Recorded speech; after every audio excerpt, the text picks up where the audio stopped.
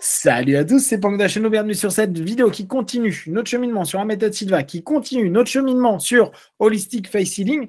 Du coup, ça va faire notre 4e vidéo, notre 2e avec Lee, parce qu'on vous coupe en 2 à chaque fois. Comme quoi, hein, c'est un sujet sur lequel on a quand même pas mal de choses à dire et que donc vous pouvez voir en ultra. Et comme disait Lee, elle va tenter là, premier semestre 2023, de faire venir Marietta, c'est ça que tu vas faire Oui, venir Marietta Kovacs de la Suisse. Oui. Donc, trop bien. Donc, ce serait pour la première fois depuis très longtemps directement en français. Parce que les dernières fois, c'était ou Laszlo ou sa sœur, et il présentait ça en anglais et moi, je traduisais. Donc, c'est pour ça que je retiens bien, parce que j'ai traduit José, non, je n'ai pas traduit José, pardon, j'avais un professionnel. J'ai traduit Laura Silva, j'ai traduit pour Alex et dans le sud de la France quand il a présenté. Donc, parce qu'il préfère effectivement que ça soit quelqu'un qui connaît déjà le système. Tu imagines quelqu'un qui arrive pour traduire, qui n'a jamais vu, il sera complètement perdu. Bien sûr. J'ai traduit beaucoup de gens plusieurs fois et c'est pour ça que je retiens beaucoup, hein, parce que j'ai dû expliquer moi-même. Toi, sur Ultra, tu t'es... Alors, parce que c'est toujours une question de certification, tu t'es certifié en ultra, en professeur ultra ou pas? Non, j'ai jamais voulu le faire en France. Pour des raisons, justement. Oui, on en a parlé, des notions médicales. Et pour ça que j'ai préféré inviter justement un médecin de notre pays pour le faire. Parce que la certification, elle se passe comment? Pareil, tu as un workshop qui dure 2-3 jours où on t'explique tout le processus, c'est ça? Oui, ou bien, dans certains cas, je sais qu'Alex a donné la certification avec un mini-cours privé. D'accord. Donc, moi, je n'ai jamais voulu le faire en France, donc je n'ai jamais pris la certification. Oui, Tous les autres, oui, bien sûr. Oui. D'accord. Ouais, non, mais c'est spécial. Ouais. Puis en France, ouais, c'est compliqué. Bah, tu vois, alors si vous avez vu la vidéo précédente, je ne sais pas si vous avez entendu un moment là sur le Hand Vibration. Il fait ça sur les maux de tête, mais il travaille aussi avec des personnes qui ont le cancer, etc. En France, ce genre de discours-là peut être un petit peu compliqué, hein, voire c'est complètement interdit. Ce n'est pas la méthode Silva n'est pas là pour se substituer à quoi que ce soit. Jamais, si vous entendez un instructeur ou quelqu'un vous dire ça, déjà, vous contactez le directeur du pays en question parce que ça veut dire qu'il y a un problème. Jamais vous entendrez aucun instructeur ne dire ça. Jamais. On ne se supplante à rien du tout. On est juste là pour compléter, aider, permettre d'ouvrir des choses. D'ailleurs, j'ouvre la parenthèse. C'est un des éléments que je trouve sympa. Dans le cours, il y a un moment, il dit quelque chose que j'ai trouvé très cool. C'est en gros, l'idée de José, c'était d'aider à aider les médecins. J'ai trouvé que c'était sympa comme élément. C'est-à-dire, prenez attention à vous. Oui, c'est dans l'interview. Dans l'interview, pour la télévision, il disait, moi, ce que je veux, c'est que les personnes prennent en compte, qui s'écoutent suffisamment pour prendre en compte leurs symptômes, rapidement voir si, de par leur système, de par Silva, ils peuvent travailler dessus. Et s'ils voient qu'il y a un message, parce que à la base, hein, plus vous allez faire Silva, plus vous allez être juste dans l'écoute de vous-même. C'est quand même un des plus. Donc, savoir peut-être qu'à un moment, il y a un truc qui déconne, qui ne va pas. Et c'est important. Peut-être ça va être vos conseillers qui vont le dire, peut-être ça viendra dans un rêve, peut-être ça va être des éléments où à un moment vous dites, ah, je suis pas bien, tiens, je fais le verre d'eau et je vais voir demain dans la journée si j'ai pas des signes qui me disent, attention, là, va peut-être falloir aller chez le médecin. C'est pas, quoi, il y a vraiment quelque chose que moi, je trouve intéressant et utile, et c'est souvent aussi ce que je dis avec les personnes qui font de l'auto-hypnose. Le but, c'est pas de s'imposer constamment un miroir de l'esprit pour dire tout va bien, c'est je tente de faire quelque chose parce que j'ai l'impression que ça va pas, mais je suis capable d'entendre que ce que je suis en train de faire là ne suffit pas et donc il faut que j'aille voir les médecins le plus vite possible. C'est important comme notion. Et José, il le dit, il dit ne pas aller voir un médecin pour rien parce qu'au bout du compte, c'est des choses que vous êtes juste mal à l'aise, pas bien et vous avez besoin de travailler un peu sur vous, de relâcher, etc. Et les choses où, au contraire, votre corps dit là, il va falloir aller vite fait voir le médecin parce que c'est important. Je trouve cette nuance et de se dire, quand je viens, je peux dire clairement mes symptômes, les décrire parce que je les ai ressentis et être le plus précis possible sans me faire un autodiagnostic de quoi que ce soit. Hein. Vraiment dire, voilà, monsieur, j'ai ça, ça, ça. Et parfois être apte à se dire, bon, là, en fait, je sens que ça va mieux parce que j'ai juste fait, j'ai fait mon travail je suis allé dans mon laboratoire, j'ai travaillé un peu, j'ai plus autant de pression, je me sens plus relâché. Effectivement, j'ai plus de symptômes. Cool. Je suis toujours en attention. Hein. C'est pas parce que j'ai plus de symptômes maintenant que je fais attention sur une semaine pour voir s'il n'y a pas de truc. Et comme ça permet d'être beaucoup plus clair et pas aller pour n'importe quoi chez un médecin où on sait qu'ils ont beaucoup, beaucoup de boulot. Et en même temps, s'écouter suffisamment pour être apte à se dire voilà, là, il faut aller voir le médecin parce que ça m'a pas l'air très bien et ma méthode et mon travail ne m'aident pas à ce niveau-là. Je trouve que cet élément, il est bien. Et il est important. Et dans la notion de face healing, c'est cette notion de dire, voilà, s'il y a quelqu'un de votre famille ou un ami qui peut travailler sur vous, d'une part, avec les cas, et d'autre part, avec ce côté magnétisme, et que ça vous apporte du bien. Et Ellie l'a dit, hein, bien sûr, elle l'a fait sur Michael. Ça n'a pas apporté nécessairement les trucs, mais au moins, on voit. Et si ça peut aider, c'est cool. Moi, Michael, je l'avais eu aussi en magnétisme. Il m'avait demandé, je ne sais pas si tu te souviens, il m'avait demandé de passer pour faire une séance pour lui apaiser des douleurs à ce moment-là. Et c'est cool, c'est un plus. C'est-à-dire que n'oubliez pas, quand quelqu'un est en souffrance, là, je parle de grosses souffrances, hein, des personnes qui sont malheureusement parfois en fin de vie, etc. Un des points forts du magnétisme, qu'on aime ou pas, et je vais généraliser en disant un point fort du toucher, juste du toucher, c'est que ça apaise les rapports nociceptifs, etc. C'est hyper apaisant. L'être humain a besoin de ça. Donc, si vous pouvez, ne serait-ce que au travers de face healing, au travers de votre magnétisme, au travers de quelque chose, apaiser quelqu'un qui est en grande souffrance pendant une demi-heure, 1 heure, et là, on revient sur l'hypnose, à la beauté de l'état SDL, ce qu'on appelle le coma hypnotique, ou parce que Lee avait fait aussi avec Michael, qui était, tu avais fait Protocole Simpson, hein, tu avais fait donc oui. SDL. Ça était extraordinaire. Hein? Évidemment, ça ne l'a pas guéri, mais ça enlevé. Il avait mal partout, il ne pourrait pas dormir, il ne pourrait pas me mettre dans une position pendant quelques secondes. Et totalement disparu après une séance Simpson et jamais revenu. Satisfait justement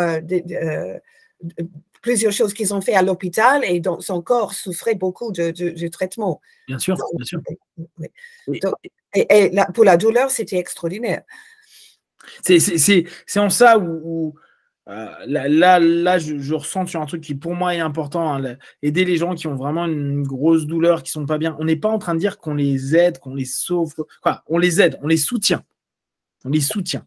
On est là en pilier, en soutien. Ils peuvent compter sur nous, ils peuvent compter sur l'attention qu'on va apporter. Et justement, toutes ces techniques-là, ces méthodes-là, en tout cas, Lee, comme moi, on ne vous les vendra jamais comme une panacée qui sauvera tout.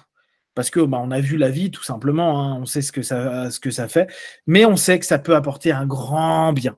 Et si vous pouvez exploiter Silva, là, Holistic Face Healing, donc Ultra, que Lee va laisser présenter d'ici quelques mois, pour ne serait-ce qu'apaiser, soyez déjà satisfait de ça. C'est déjà beau de se dire, la personne va un peu mieux. La personne, pendant 3 heures, 4 heures, elle n'a pas eu mal. La personne, elle a pu dormir. La personne, oui, c'est pas ce que vous attendez sur le truc macro et se dire, ouais, mais j'aimerais que tout aille mieux. Oui, on aimerait bien que tout aille mieux, mais il y a les cycles de la vie, il y a plein de choses et on peut faire que au mieux. Et c'est là où la notion face, elle est intéressante. La foi, je vous rappelle, chez Sylvain, hein, foi égale croyance, attente positive, et désir, d'accord? C'est cette notion-là, la foi. Donc, c'est ayez la foi, ayez le désir, ayez la croyance, ayez cette attente positive. Ça ne veut pas dire attente active, ça ne veut pas dire que vous êtes en train de vous illusionner, vous raconter des bêtises, vous croire tout puissant ou croire en plein de trucs. C'est toujours au mieux, vers le mieux. Et là encore, mental montagne clean house, quoi. On est vraiment dans nettoyer un petit peu, à se dire non, c'est pourri, rien ne fonctionnera. C'est je fais au mieux. Il est possible qu'il se passe quelque chose de positif. Je maxe le plus vers le positif. Ça se passe pas comme prévu, je le savais, mais je me reste pas dans un truc à m'enfermer, à me dire soit c'est tout pourri, on peut rien faire, soit tout est possible, il y a aucune limite, ou là aussi c'est tout aussi mauvais de l'autre côté. C'est là aussi où prendre attention, travailler sur soi et nettoyer sa manière de penser, c'est dans les deux extrêmes qu'il faut le faire. Ouais. Parce que parfois on dit c'est juste que le négatif, attention. Non, l'hyper-positivisme qui parfois n'a plus de sens parce qu'on sort du réel, c'est pas bon non plus. Je ne sais pas si mon discours là te convient ou si tu as envie de rajouter des éléments, mais pour moi, c'est vraiment essentiel dans notre travail Sylva et dans notre travail perso. Tout à fait.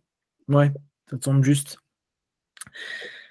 Donc, on revient sur la notion du travail, mais cette fois allongé. Alors, ce qu'on disait dans la vidéo précédente et que Lee a précisé et que je trouvais génial, c'est qu'en fait, donc, il commence souvent par l'extérieur. Alors, j'ai pas su si c'est simplement parce que la caméra était d'une certaine manière et donc il commence par l'extérieur, mais qui représentait la gauche chez la personne, ou s'il faut recommencer à gauche. Est-ce que ça, tu le sais? Est-ce qu'il faut commencer à gauche ou qu'importe comment on commence avec le partenaire? Ah, je t'en pose des questions. Attends. Quand la personne est allongée, d'accord? Personne est allongée. D'abord, on fait les passes bilatérales quand même. Tu vas faire. Oui, je sais. Passe. Ça fait longtemps depuis que je l'ai fait, mais je crois qu'on commence toujours avec la gauche. Ok, donc ça semblerait logique par rapport à la vidéo. C'est ça, comme ça dans la vidéo? Ouais. Gauche et puis après droite. Ouais, c'est ça. La personne était à gauche. Et il a commencé, donc side. Voilà, et on descend. Ah oui, ça me revient. On descend tout le côté gauche, on revient et puis on descend le côté droit. En faisant comme ça, à travers les jambes. Même, oui. Hop. Il n'y a plus de son. Ah bah oui, oui, j'ai appuyé sur mon micro, désolé. D'ailleurs, c'est un des trucs qui m'a étonné parce que justement, il coupe le corps. Alors, il fait d'abord un côté, puis après, il fait l'autre. Et ça aussi, c'est assez typique parce qu'en général, ce que font les gens, c'est je commence un côté, puis je vais voir sa symétrie de l'autre côté. Souvent, je vais faire là, puis après, je vais faire là. Et là, non, il bosse d'abord d'un côté. Donc, il fait les travaux comme ça. Après, il fait cette notion-là, etc. Ce que disait Lee tout à l'heure, je trouve que c'est intéressant. Si on imagine le ruban, c'est vrai que c'est intéressant, cette notion-là. Il le fait donc en commençant haut, puis il descend. D'accord? Et après, il va faire de l'autre côté. Mais il fait d'abord tout le côté. Pareil, il va le faire jusqu'à la jambe, etc. Je trouve ça assez amusant comme principe. C'est-à-dire qu'il ne fait pas une symétrie immédiate. Il fait d'abord un côté. Une fois que c'est géré, il fait l'autre côté. Oui, alors ce que je disais, que j'ai trouvé génial, il bosse avant sur celui qui ne va pas. Donc, l'élément, s'il y a un duo, s'il y en a deux, s'il y a une paire, il commence d'abord sur le négatif et après il bosse sur le positif. Et il y a tout le travail de visualisation. Donc, à nouveau, cet élément de visualisation, et notamment, comme disait Lee, quand tu vas te poser sur certains endroits où tu poses complètement, tu vas imaginer des couleurs, de l'énergie, des formes, etc. etc. Est-ce que tu as mémoire, s'il bossait un peu, et là je reprends Brofman, c'est ce qui me venait en tête, il y a un travail en forme-pensée, type, tu vois, et là on revient sur Isabella, etc. Est-ce qu'il y a un travail type je vais le sortir, je vais l'écarter, je vais l'enlever, je vais le nettoyer, ou est-ce que tu l'as vu faire ça ou pas? Non, quand on enlève tout le travail justement que Isabelle fait dans les cas, ça c'est quand il travaille à distance. Mais quand la personne est sous les mains, les seules images qu'on utilise, c'est justement ce flux d'énergie, les couleurs, le mouvement d'énergie en train de nettoyer le corps. Mais normalement, dans ce type de travail, c'est tout ce qu'on fait. Sauf que dans certaines, on fait les 3 scènes, c'est-à-dire on imagine le poumon comme il est maintenant, on l'imagine rempli d'énergie avec la tumeur, par exemple, et puis on imagine le poumon, résultat final. D'accord? Mais juste 3 scènes. C'est pas nous en train de vraiment faire quelque chose nous-mêmes. C'est comme si on laisse l'énergie faire ce qu'il doit faire. Ah, d'accord. Donc, la 3 scènes, ok, d'accord. Parce que je ne savais pas si je devais en parler ou pas, sachant que Ed, il met des 3 scènes partout. Ouais, Vu qu'il n'y a pas le miroir de l'esprit, tout est 3 scènes. Alors, j'ai du 3 scènes. Dans tous les exos, c'est 3 scènes. Donc, bon. Ok, d'accord. Ah, c'est bien. Je vois la logique. Et alors, attends, question bête. Pourquoi ça ne serait pas miroir de l'esprit? Est-ce qu'on pourrait le faire avec le miroir de l'esprit? Ouais, mais miroir de l'esprit, en fait, c'est supposé être pour soi-même. Parce que c'est une réflexion. On se voit soi-même dans le miroir. Si on programme directement pour quelqu'un d'autre, c'est juste sur l'écran mental. On n'a pas besoin de miroir, de cadre, etc. Et l'autre chose que Laura a bien expliqué aussi, c'est qu'elle disait que avec les 3 scènes, c'est beaucoup plus facile à visualiser que quelque chose passe. Parce que si tu vois, OK, donc un rein avec une tumeur cancéreuse dedans, et puis tu vois le rein complètement libre du tumeur, d'une part, c'est difficile à croire, oui, il va disparaître complètement, mais d'une autre part aussi, on ne peut pas engager l'imagination de façon très active. Pendant que si tu imagines, voilà la tumeur, deuxième scène, la tumeur est en train de disparaître ou en train de se réduire. Et résultat final, troisième scène, complètement guéri, plus de tumeur, etc., organes en parfaite santé. C'est comme ça que Laura a expliqué, avec l'idée d'une tumeur qui, au lieu qu'il est là, il n'est pas là, on crée justement un processus en imagination, il est en train de diminuer. Moi, tu sais que les 3 scènes, je l'utilise beaucoup. C'est vraiment un outil. J'adore le miroir de l'esprit, mais il y a un truc il y a un truc dans le miroir de l'esprit qui, justement, qui, moi, me convient pas complètement. Justement, il y a cette espèce de transition, genre, j'adore analyser mon problème, tu vois, j'adore le miroir bleu. Alors, tu vois, j'ai fait un mix. En fait, dans mes 3 scènes, maintenant, j'ai miroir noir, miroir bleu et miroir blanc. En gros, tu vois, les 3 scènes. Et je le fais comme ça en me disant, OK, la phase d'analyse, c'est le truc dark, tu vois, ça va pas, il faut y aller. La transition d'action, je le passe par le bleu, tu vois, cette notion-là. Et la finalité, je le passe par le blanc. Mais ce que j'aime bien, c'est justement cette étape. Parce que moi, dans ma notion de croyance, alors n'hésitez pas s'il y en a d'autres qui pensent comme moi, hein, mais dans ma notion de croyance qui est devenue de moins en moins croyante, justement, tu sais, moi, plus je travaille et moi, je suis waouh, ça peut se passer. Je fais attends, step by step. Tu sais, en fait, mes points de référence, ils sont plus en mode hustle, genre faut bosser dur, plutôt que ouais, ça va le faire. Donc, plus j'y vais avec le temps et plus j'ai un truc très. Mes points de référence, c'est le boulot paye. Tu vois, tu répètes plein de choses, ça va le faire. C'est pas genre je le fais, ça va marcher. Non, c'est étape par étape, baby step. Tu vois, je dis beaucoup petits pas. Et tu vois, j'ai ce besoin-là de me dire, OK, je viens de corriger, je vois les problèmes, j'ai cogité dessus. Qu'est-ce qui va être fait ou qu'est-ce que je peux imaginer qui se passe? Tu sais, on revient sur pour les maux de tête, etc. Je prends la réalité de ce qui se passe. J'accepte cette réalité-là, je décide de mettre en place une action, je mets en place l'action et après, j'accueille. Et j'adore ce processus-là. Et parfois, dans le miroir de l'esprit, j'ai cette sensation que ça me manque. Tu vois, genre, je vois qu'il y a le problème, puis après, je vois que ça va bien. OK. J'ai une réponse. Bon, okay. C'est peut-être pas la réponse, mais j'ai une réponse. Vas-y. Et c'est qu'effectivement, moi aussi, quand je n'utilise pas le miroir bleu-blanc pour des problèmes physiques, parce que je sais exactement ce qui doit se passer, même en imagination, même en symbole, ce qui doit se passer pour que ça devienne ça. D'accord? Mais quand je fais le miroir de l'esprit pour accomplir un but et je ne sais pas comment je vais y arriver, là, c'est comme si, OK, je sais, ça, c'est exactement ce que je veux, mais je ne vais pas programmer comment y arriver, les soi-disant moyens, parce que je ne suis pas sûre.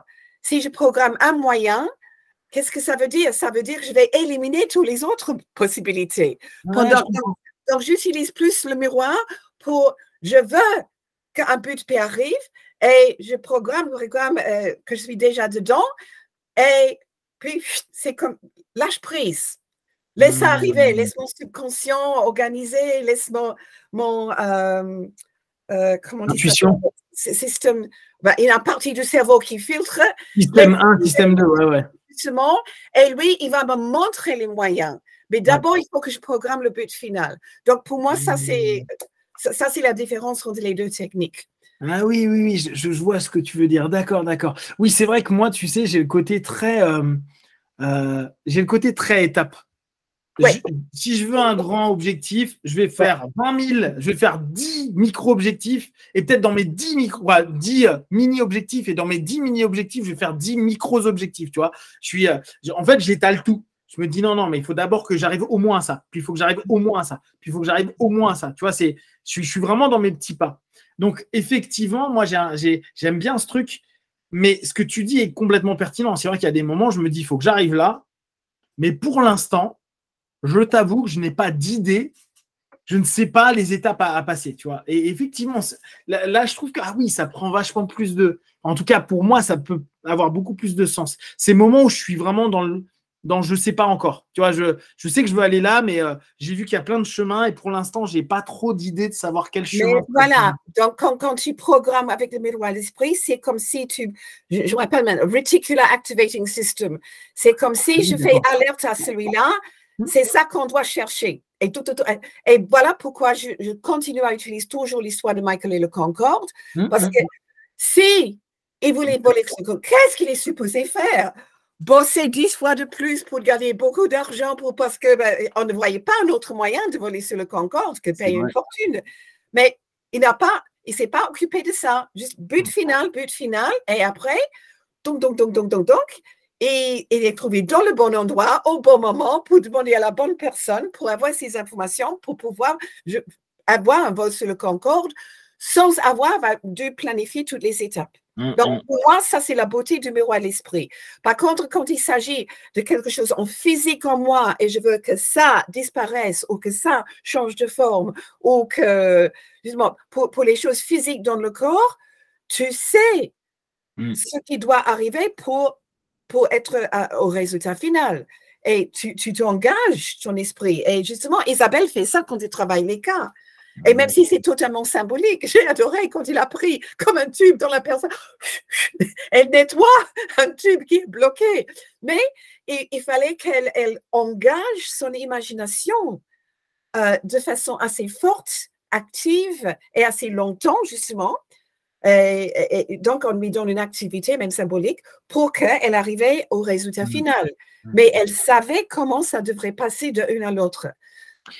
Ouais, c'est assez intéressant parce que tu vois, là, je suis en train de m'interroger, à me dire, j'ai l'impression qu'un ensemble d'objectifs dans lequel on n'a pas forcément beaucoup de prise peut avoir plus d'intérêt à être exploité dans le miroir de l'esprit. Type, mon objectif est justement de prendre le Concorde ou d'aller quelque part. Ok.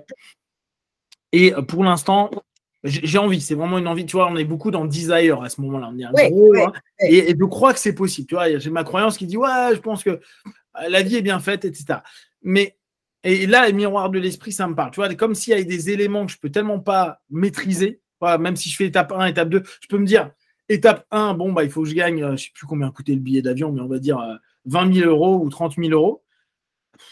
Et là, rien que ça, mon cerveau, il dit, j'y crois pas. En tout cas, je ne mettrai pas autant d'efforts pour prendre l'avion pour aller à 1h30 de truc.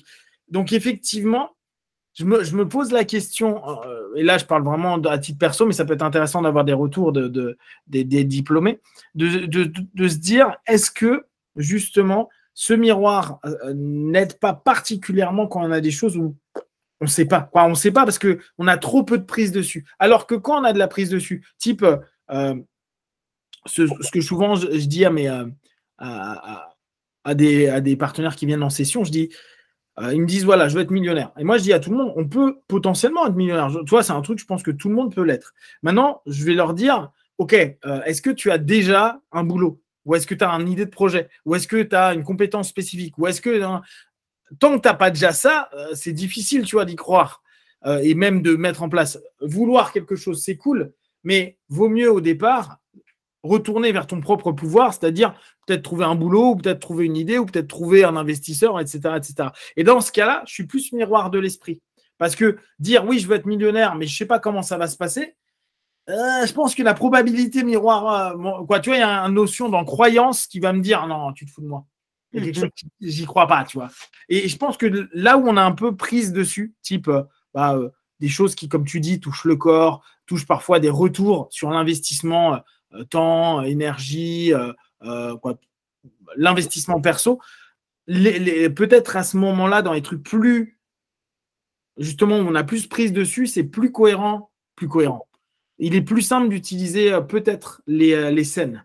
Je ne sais pas, tiens, ça c'est intéressant. Je pense qu'il y a un vrai questionnement à poser pour les personnes qui utilisent et les scènes et le miroir de l'esprit, à savoir quel est leur état d'esprit derrière. C'est intéressant. Chouette. Qu'est-ce que je voulais dire d'autre? Tatac. Sylva Argent. Ah oui, j'adore le côté hyper concret de José. Sur l'interview, à un moment, il dit non, mais il faut d'abord s'aider soi-même et aider après le médecin. Donc, c'est ce que je disais tout à l'heure. Prenez attention à vous. Maintenant, remettez-vous aux États-Unis. Aux États-Unis, tu peux avoir des bilans de santé qui vont te coûter 3 000 $. Hein. Nous, en France, c'est cool. Pour les Français, on n'a pas ce problème-là.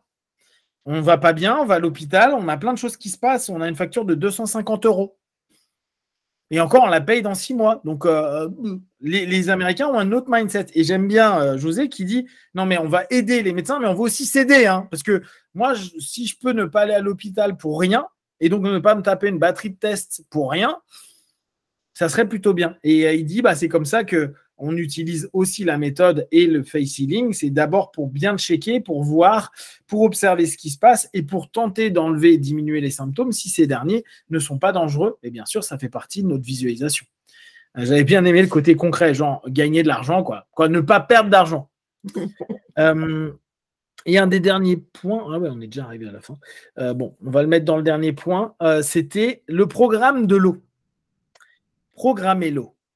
Alors, dans le BLS, dans celui de base, est-ce qu'il y a le travail du programme de l'eau? Non, il y a uniquement le verre d'eau qui est strictement le mental, c'est pour vous aider à trouver la solution d'un problème. Et c'est un ancrage ou un déclencheur pour mettre en marche justement ton engin de recherche. Pendant que le verre d'eau dans le ultra ou dans le février ou n'importe, là, on énergise l'eau. Et l'idée, c'est qu'il y a vraiment, on est supposé créer vraiment un changement physique dans l'eau. Et apparemment, on a fait des tests et on peut mesurer et la surface de tension de l'eau énergisée est très différente que l'eau qui n'a pas été touchée, etc. Bon, mais c'est une autre chose. On énergise l'eau et on énergise pour un résultat précis. Ah oui, en gros, tu programmes l'eau, quoi. Oui. Ouais, c'est un programme de l'eau. Oui. Ouais, alors ça aussi, c'est en ultra. Ah ouais, ultra, c'est vrai. Oui, en gros, ultra, ça ressemble beaucoup au face healing. Génial. Ah oui, c'est sympa. Alors effectivement, hein, pour conclure, on est vraiment sur cette notion plus énergétique dans l'ultra. Donc, et on est dans un autre état d'esprit où il y a plein de choses rigolos à aller tester. Parce qu'effectivement, c'est amusant de se dire, est-ce que ça me fait quelque chose? Est-ce que ça aide les gens? Est-ce qu'il y a quelque chose de cool? Rappelez-vous par rapport à cet état d'esprit-là, c'est Sylva, il souhaite pouvoir donner à tout à chacun la possibilité que on puisse donner un plus aux personnes qui ne vont pas bien, ou si à un moment donné, on a le moyen de faire en sorte qu'ils aillent bien, faire en sorte que c'est avoir une aide, un soutien à la maison au travers de tout ce système-là, sachant que la base du système est d'abord pour travailler sur soi, même si la fin, c'est d'avoir les cas, c'est donc aussi travailler sur les autres, mais n'oubliez pas que ce n'est pas le but premier étant développer son sens de l'intuition, son retour vers soi, sa clairvoyance, voir plus clairement, hein, en étant très basique, voir plus clairement les choses pour soi, pour les autres, et avoir un ensemble de possibilités pour être dans la décision, être apte de trouver des solutions dans le quotidien. Donc là, on voit deux aspects qui sont complémentaires et en même temps assez différents dans l'approche, même si on reste bien dans le raisonnement Sylva. Est-ce que tu as des petites choses à rajouter sur tout ce qu'on vient de dire sur Holistic Facing? Oui. Si on est vers la fin, j'aimerais terminer avec une histoire. Et j'adore ça parce que José, justement, étant à côté de la Mexique, a pu étudier les guérisseurs psychiques et il y avait une vieille femme qui était très célèbre, etc., qui a accepté qu'il reste avec elle et l'observe et il voit tout ce qui se passe. Bon. Alors, il y a un jeune homme qui arrive avec un grand problème d'acné, il a des boutons, il saigne, etc. Elle lui dit, OK, pour toi, ce qu'on va faire, c'est on va faire une pâte spéciale que tu vas mettre sur le visage. Mais pour faire cette pâte, il faut que je le fabrique de moustiques écrasés. Donc, vous revenez la prochaine fois avec un petit bocal avec 100 moustiques dedans. Il faut que ça soit toi qui les attrape, qui les mette dans le bocal. Tu as entendu cette histoire? Non, ça me dit quelque chose, mais je ne suis pas sûr que ce soit la même. Bon, et puis, il part et Josie dit, des moustiques et il rigole, ça n'a rien à voir avec les moustiques, mais ça lui prépare. Imagine que chaque fois il attrape une moustique, il dit, encore une pour me guérir. Et il dit, quand il arrive avec 100 moustiques, je sais que mentalement, il est prêt. Et José utilisait ça justement aussi pour un exemple de comment utiliser l'attente positive. Parce que chaque moustique ajoutait à son attente positive. Bien sûr, bien sûr.